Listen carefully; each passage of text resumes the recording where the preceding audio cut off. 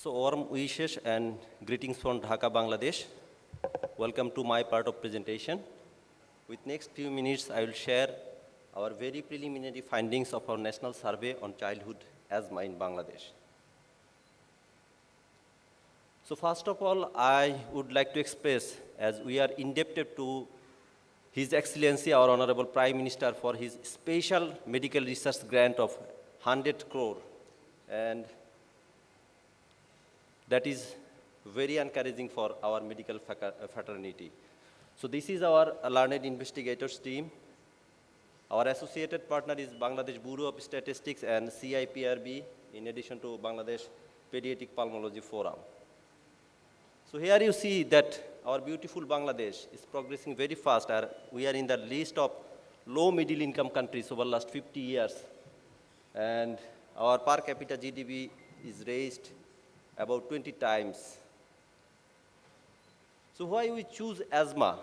Because over last 19 years, there is a paradigm shift in the cause of death, where there is a big transition from the infectious causes to non-infectious causes. And so, you know that asthma is one of the most common chronic conditions which is frequently underdiagnosed and undertreated in children. Though the global estimate is 262 million, but it is assumed that it will raise up to 400 million by 2025. And right now, Global Asthma Network showed that 10% of the children have asthma symptoms, and it is the most common cause of emergency department visits, hospitalization, and missed school days.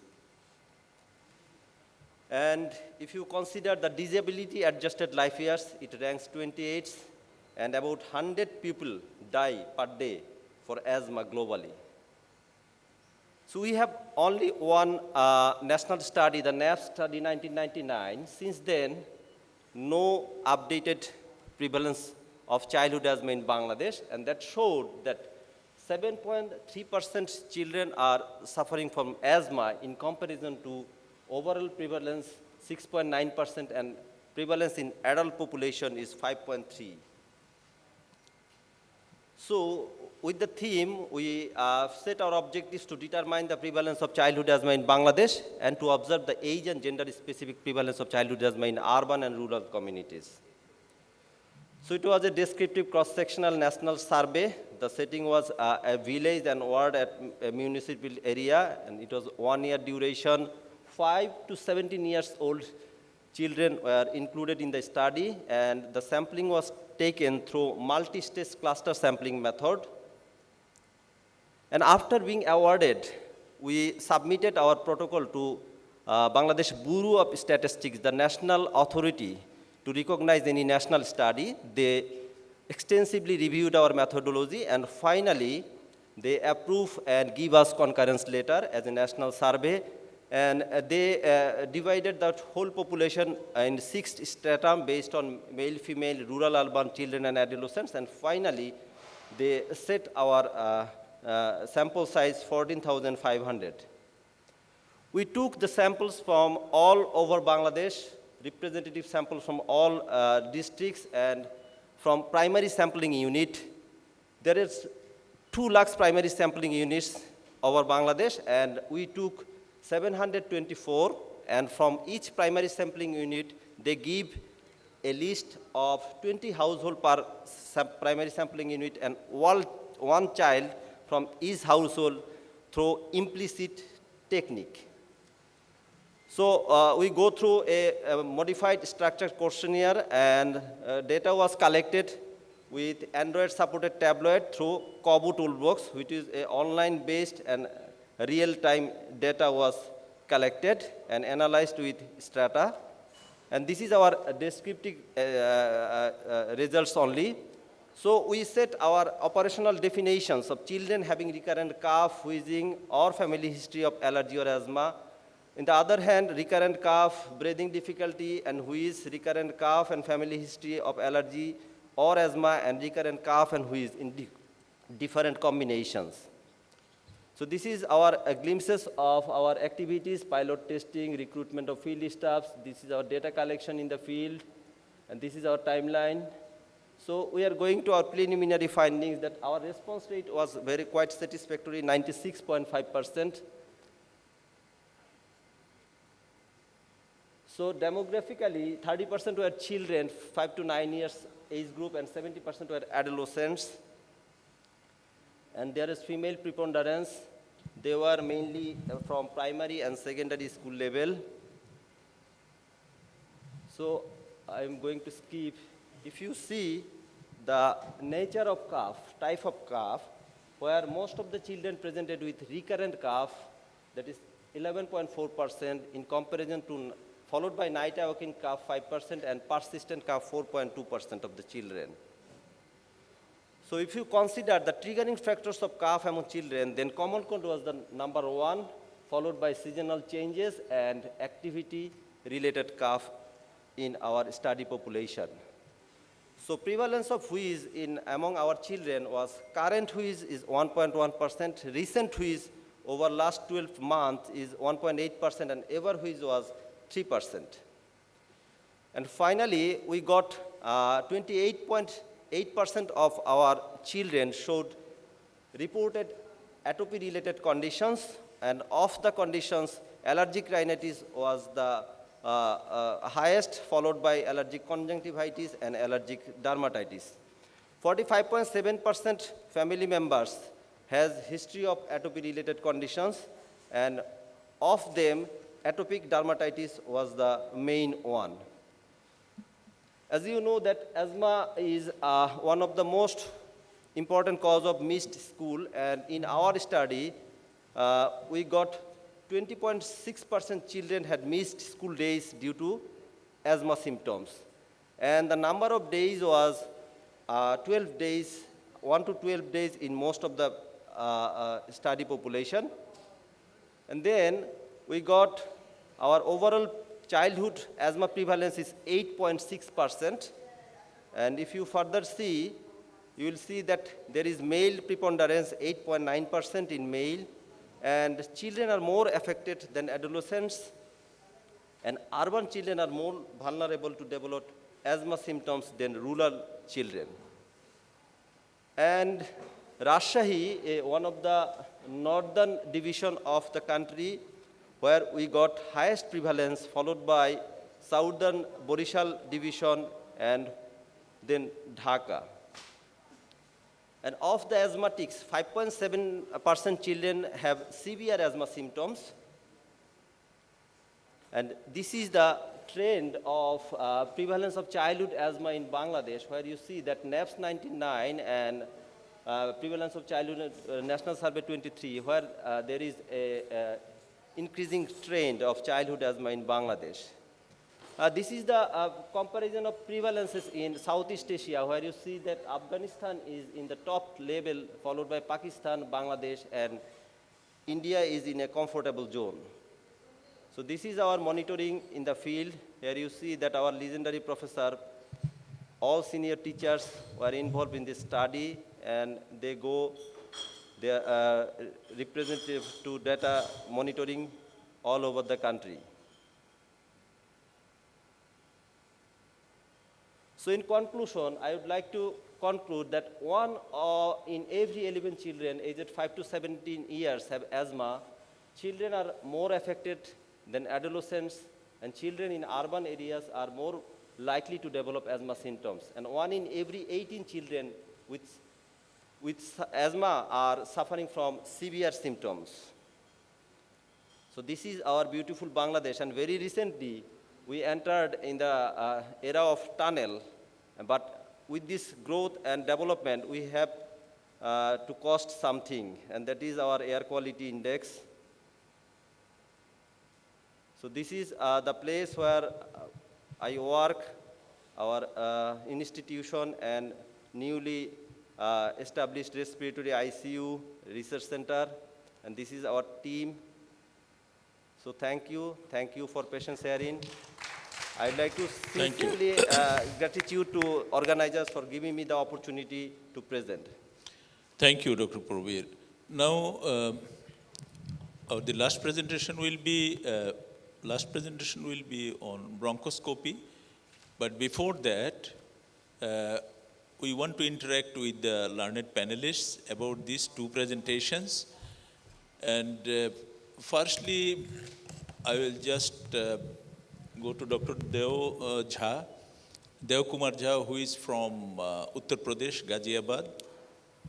Sir, what is the situation of oxygen availability and access to oxygen therapy in Southeast Asia region, including India? So, as we know, oxygen is not only the supportive therapy, it is the main therapy of pneumonia in children. And according to a study, it has reduced mortality by 35% if you give oxygen in pneumonia. So it is essential, but its availability is a constraint in rural areas in comparison to the urban areas.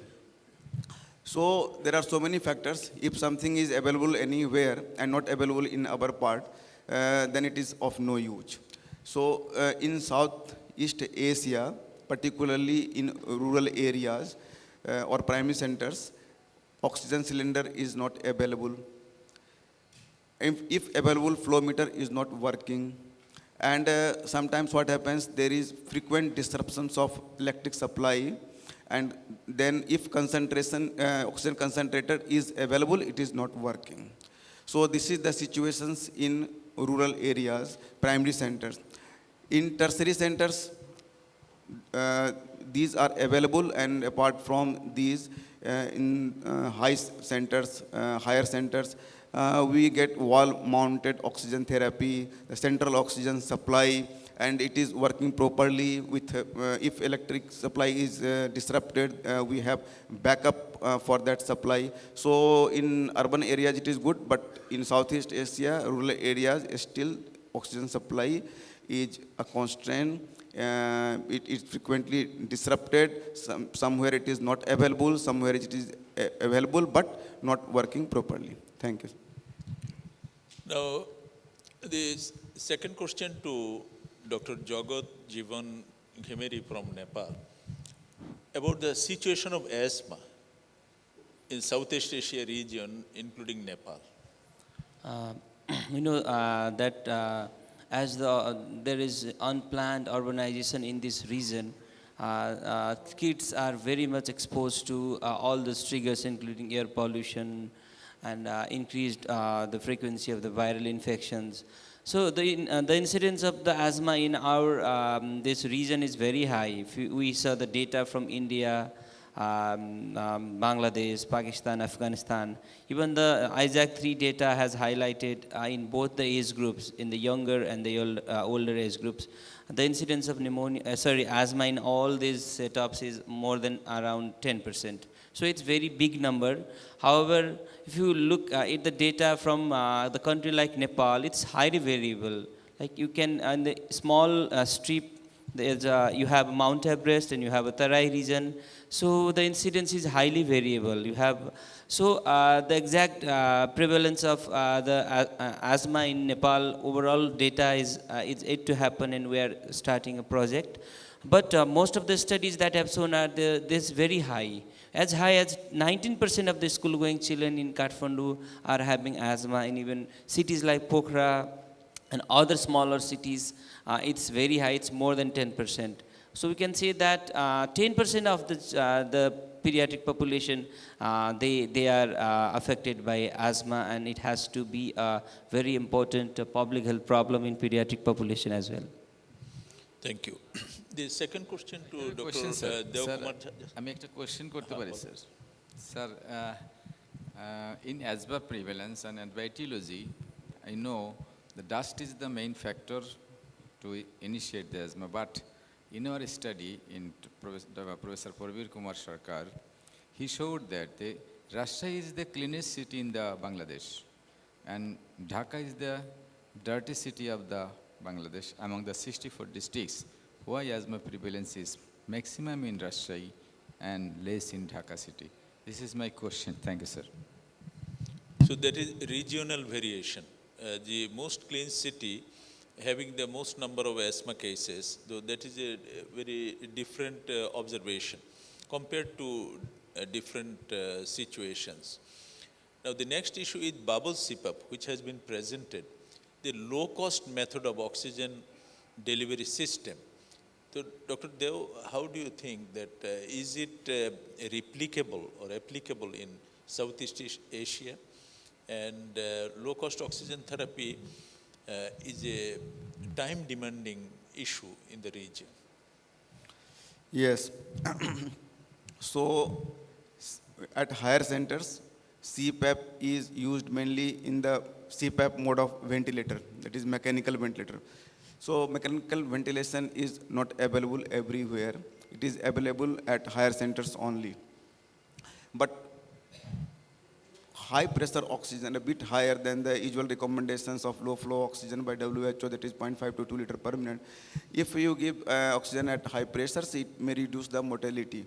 So in such scenario, if we have some indigenous modes of oxygen delivery, it works wonder, like CPAP, bubble CPAP, which Dr. Chisti has already described. So it is low cost. It can be made indigenously at your local center. And if you use this bubble CPAP, it gives a result almost comparable to the CPAP used through the ventilator. So if ventilator is not available, it can be made easily. Bubble CPAP can be made easily, and it can be made anywhere. Only a few things are required: your oxygen supply, a bottle, fluid like normal saline you can use, and you can make it anywhere. So in any remote area also, if oxygen is available, then you can make it, and bubble CPAPs works wonder, and it gives results comparable to the CPAP used through the ventilator mode. Now, to Professor Jahangir Alam, that how oxygen delivery system we are trying to develop in Bangladesh, and bubble CPAP, what role bubble CPAP is playing in our future plan? Thank you very much. Actually, bubble CPAP is the new innovation of life-saving, cost-effective innovation in our country, and I must give special thanks to Dr. Jobair, the young scientist of ICDDRB. He made it, and it is an innovation. Actually, if we can, this system can be established in all the districts of Bangladesh or any poorer country, then the mortality of pneumonia, still the pneumonia mortality in this universe is very high. If we can implement this bubble CPAP to the rural community, especially it is a very low cost and easily available and easily makeable. And if it can be happened in any district upazila level of pneumonia cases and other respiratory distress cases, if you use it, then the mortality rate will be reduced. Most probably, I think, as Dr. Jha told, that the oxygen therapy is reduction of the pneumonia mortality is 35%. If we can use this oxygen therapy in the rural community, especially in the Upazila complex, and then the pneumonia mortality and referral rate will be reduced. I think so. That is the bubble CPAP in our country, and it should be established most probably all the poorer classes of population. Thank you. Dr. Jagat, a question to you, that what are the constraints of diagnosing asthma in Southeast Asia region, including Nepal, and also what are the challenges of inhalation therapy at primary and secondary level in the region? Okay. This is a very important question, because asthma is highly underdiagnosed in a developing country like ours. And if we look into what are the challenges, why there is underdiagnosis of asthma, the first important thing is the physicians or the pediatricians who are taking care of the children, they at times they seem to have adequate knowledge on asthma diagnosis and treatment. Next important is that when they have a knowledge and they know that this is asthma, the parents' perception is also another barrier. They take in a different way. Though many of the times, so the pediatricians or the treating physician doesn't want to convey the message that their kid is likely to have asthma, because they know that the parents are not going to take in a very better way. Next important thing are the diagnostic tools, and parents always expect the diagnosis, some kind of investigation to establish the diagnosis. They want, is it a really asthma? Is there any test? So all the pulmonary function test, age appropriate pulmonary function test, the availability is another issue, because we have only the spirometry and it's not reliable in small kids below 4 years. And so that is another challenge on establishing the diagnosis. And another is even the policy labor. What our health worker have studies is that every case of fast breathing and retraction is a pneumonia, and we have labeled many cases of the asthma as pneumonia if you follow all these public IMCI guidelines and all. So these are some important barriers on diagnosing on asthma in children. We need to overcome these barriers to make an effective treatment.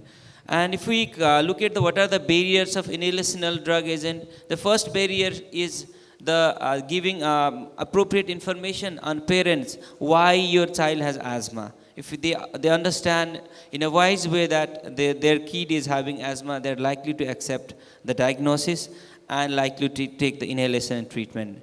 Then other barriers are the availability of the inhalers, devices, and next important is the training on the use of the devices. Many of the pediatricians also, they are not very aware how to use the devices in age appropriate pediatric population. If you see bigger kid is using inhaler with this spacer and mask, at times most of the children, they don't seem to use the spacer.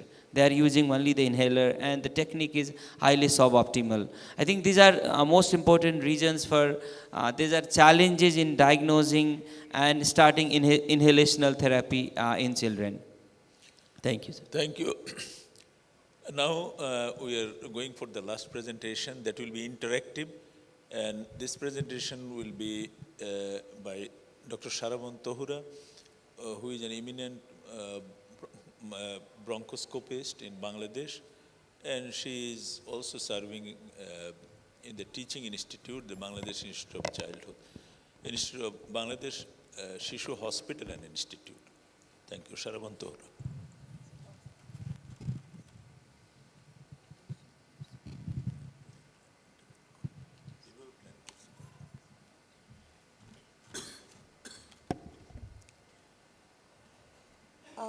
Very good morning to all. And first of all, I would like to give thanks to Dr.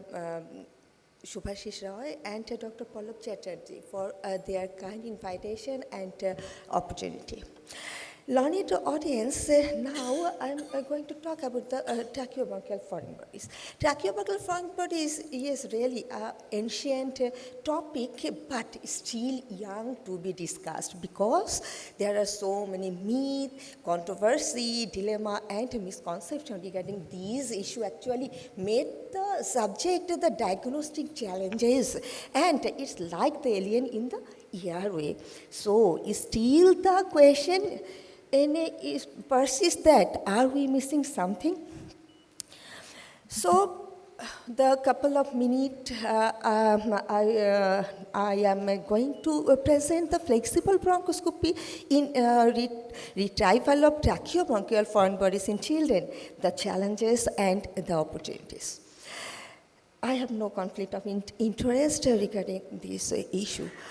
Learned audience, if we see a case, actually this is a 6-year, 8-month-old girl had the history of aspiration of hijab pin, and just see the X-ray, it has the direct evidence of the hijab pin in the left main bronchus. So if you analyze this case that have the history, had the symptoms, and had the direct X-ray visualization, so when I go into the airway, I found that the hijab pin is free from the underlying surrounding structure, and it was really easy to remove it with this type of rat tooth forceps.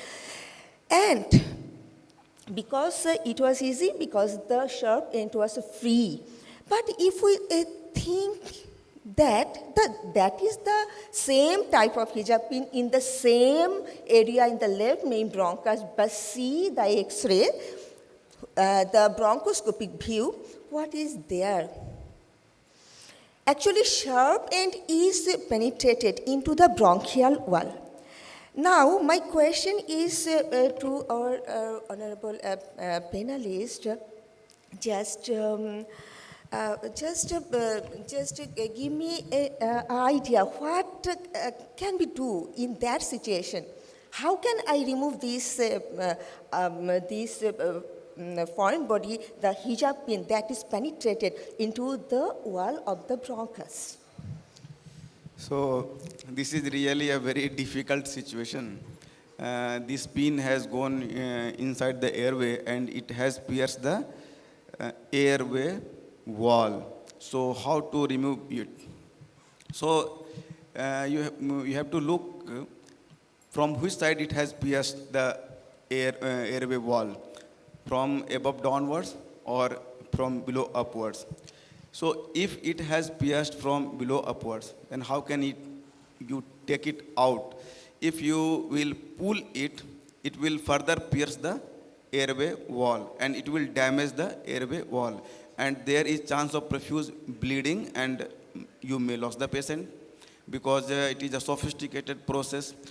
Then in such difficult scenario, what to do? Then you have to meticulously look at the end of this pin, the blind end and the sharp end. Where you can see the blind end, it is hanging below or it is visible from the upside.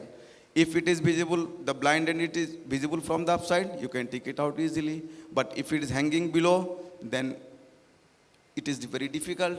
Then one thing we can do in such scenario, if it is possible, be cautious and just you can dislodge the pin so that it can go further down.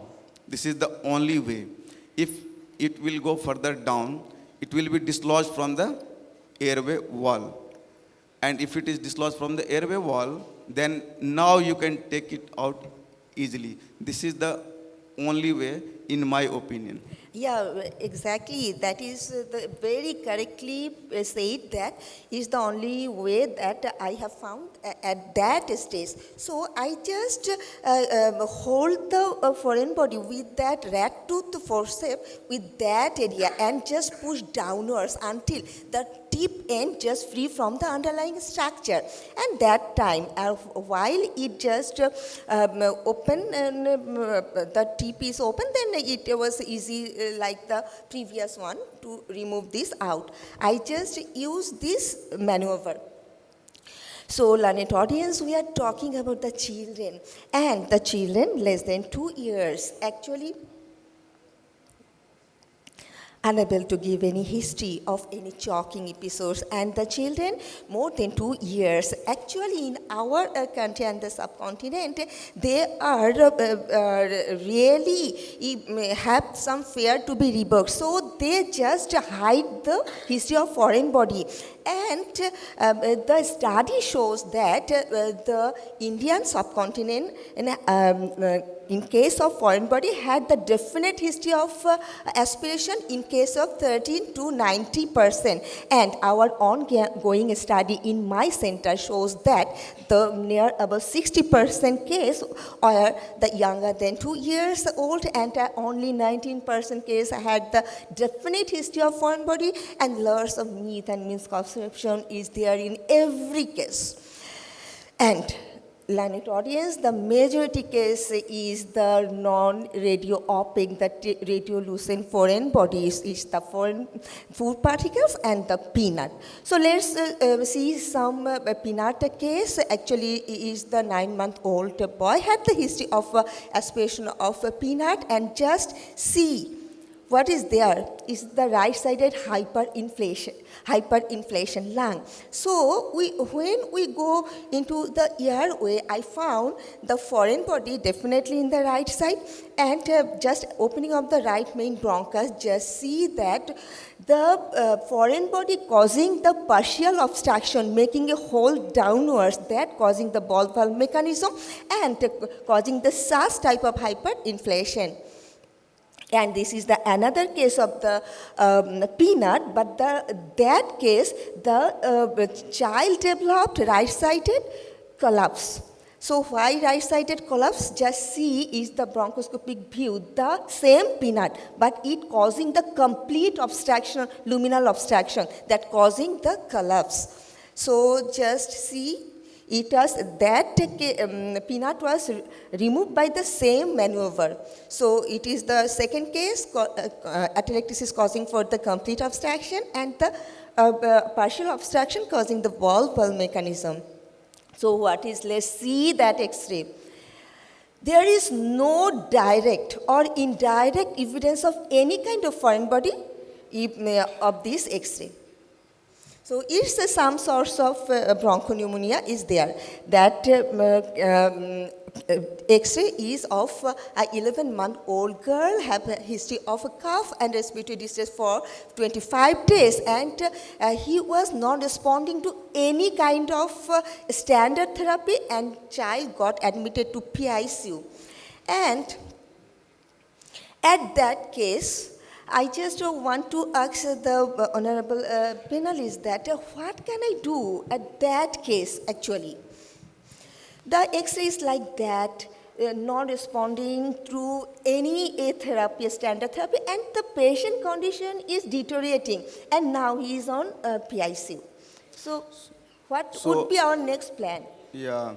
So in such cases, what to do? If there is persisting symptoms and chest X-ray is normal, then what to do? If you suspect some foreign body, there may be some evidence in the form of history like choking episodes, but in certain percentage of cases there may not be any history in like choking episodes. If you get X-ray done, you can have hyperinflation if it has not completely obstructed the lumen of airway and it has caused valve mechanism and caused hyperinflations. If it has obstructed the whole airway, then there may be collapse. But in certain percentage of cases, chest X-ray may be completely normal. And if the symptoms are persisting, you have treated the child with your clinical diagnosis and radiologically there is nothing evident, then we should look inside the airway by flexible bronchoscope. What is it? Is there anything causing such disturbance, causing the persistent symptom in children? And sometimes if you look inside the airway with flexible bronchoscope, we'll examine the airway with bronchoscope, we'll find something responsible for the persisting symptoms. So in my opinion, I will go for flexible bronchoscope to examine the airway. Yeah, thank you, sir. Just see the what was inside. When I go into the airway by the flexible bronchoscope, I found and nothing in the trachea. When I proceed, I found there is some mucus secretion, and after removal of the mucus secretion, I just found that there is a such type of foreign body. Just see the structure of the foreign body. It is just causing the urge above and not interfere the luminal patency. So that's why that foreign body did not do any type of indirect evidence like in hyperinflation or the collapse. So what was that? It was the outer shell of peanut. It's not the peanut. It is the outer hard shell of the peanut. So Learned audience, the foreign body, whatever it is, actually presentation depends on the size, shape, and the position, and also the duration of the impaction. And foreign body can migrate distally or proximally after going inside the airway, and it vary the initial for the subsequent presentation. So all this and the classical triad of the choking, coughing and wheezing or decreased bass sound usually not present in all cases in the pediatric age group. So there may be a chance of missed and the subtle presentation and delayed diagnosis, and all this causing some diagnostic challenges for making the granulation tissue over or surround the foreign body. Let's just see that such type of case, that is the 5-year-old boy had history of foreign body aspiration 5 months back, and just see the bronchoscopic view. There is so many granulation tissue around the foreign body that there is no room or window to make it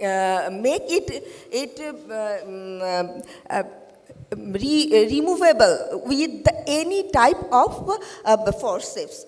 So that case was attempted 2 times, one by rigid and another by flexible bronchoscopy in the another center. Then the child was referred to me.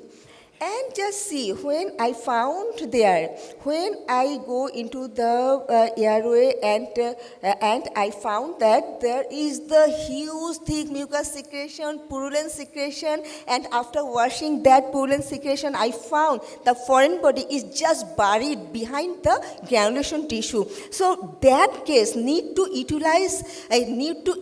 the other modalities like fire or ice. I just use the fire modalities. In that case is the APC, argon plasma coagulation, to remove this granulation tissue as well as for the hemostasis. And after the removal of the granulation tissue for the first time, just see now it's movable, and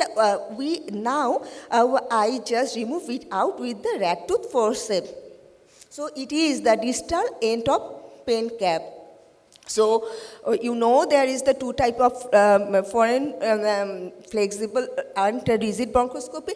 I choose the the flexible one, because the flexibility of the flexible bronchoscopy allows me to thorough examine to the distal airway, upper lobe bronchus and right upper lobe bronchus, and I can introduce it through the nasal passage, can also through the endotracheal tube or the tracheostomy tube also.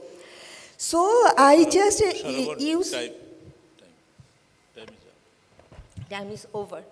Okay. So,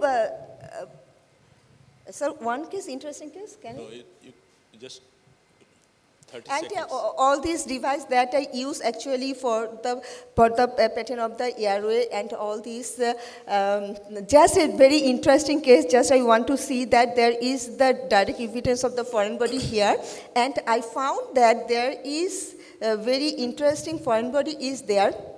Just see, when I go into the airway, I found there is the tough granulation tissue over the foreign body. It looks like the carina. So in that case, I use the electrocautery knife to cut the granulation tissue. And after cutting this, just see how the electrocautery knife is used for the cutting of the granulation tissue. And after that, just see what has happened. I just found the foreign body and remove it out with the rat tooth forceps, and after that, the very interesting thing is that the another foreign body is behind into that foreign body, it is the basal area. And finally, the foreign body is like that, two type of foreign body, and is the button. So, and after the removal of the foreign body, I found that there may be a chance of develop stenosis there. So, I use the APC for the destruction of the remaining granulation tissue. And Please. okay. Now, we are at the end of the session. The concluding remarks from Professor Jahangir Alam as the chairperson of the session. Thank you very much. Actually, first of all, I give thanks to the organizer, especially Dr. Shantanu Bhakto, Dr. Subhashish Roy, and Dr. Pallab Chatterjee for inviting me as a chairperson in this August gathering and Indo-Bangladesh joint session. It was a wonderful session and interactive also. And all the three young presenters presented very nicely, especially last presenter, Dr. Sharaban Thura, presented interactively with the discussant. And interaction was so lively and the bronchoscopy was good. And Babel CPAP also, Dr. Zubair Sisti, young scientist from ICDDB, and it is the cost-effective innovation in this poorer classes of population in a rural community. And if it implement, it will be effective for preventing and the mortality, reducing the mortality of pneumonia cases in this. And the asthma prevalence study, Professor Prabir Kumar Sarkar has done a wonderful study, and I am also the part of the study group, and I must give thanks to all speakers and the audience. And thank you all, everybody. Thanks. Remarks from Dr. D.K. Jha, our chairperson. Thanks organizers, and special thanks to Dr. Subhashish Roy for inviting me as a chairperson as well as panelist.